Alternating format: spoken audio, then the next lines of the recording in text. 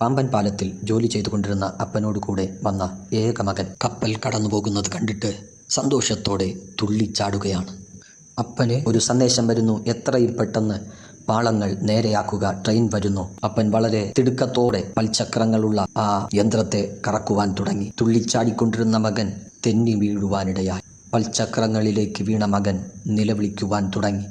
പിടയുന്ന വേദനയുമായി അപ്പൻ ആ യന്ത്രം കറക്കിക്കൊണ്ടിരിക്കുമ്പോൾ, എൻ്റെ മകനെ രക്ഷപ്പെടുത്തുവാൻ ശ്രമിച്ചാൽ ആയിരങ്ങളുടെ ജീവൻ നഷ്ടമാകും. ആയിരക്കണക്കിന് ആളുകളുടെ ജീവൻ നിലനിർത്തുവാൻ തീരുമാനമെടുക്കുവാനിടയായി. പാളം നേരെയാക്കി ട്രെയിൻ അതിവേഗത്തിൽ കടന്നുപോയി. ആയിരക്കണക്കിന് ആളുകൾ തിരിച്ചറിയുന്നില്ല അവർ രക്ഷപ്പെട്ടത് ഒരു ജീവൻ നഷ്ടമായിട്ടാണെന്ന്. യേശു പിടഞ്ഞ് പിടഞ്ഞ് പിടഞ്ഞ് മരിച്ചടക്കപ്പെട്ട് ഉയർത്തെഴുന്നേറ്റ് ഇന്നും ജീവിക്കുന്നത് എല്ലാവരും പാപത്തിൽ നിന്ന് രക്ഷിക്കപ്പെടണമെന്നാണ്. സ്നേഹിക്കുന്ന യേശുവിനു വേണ്ടി ഹൃദയം കൊടുക്കുവാൻ തയ്യാറാണോ?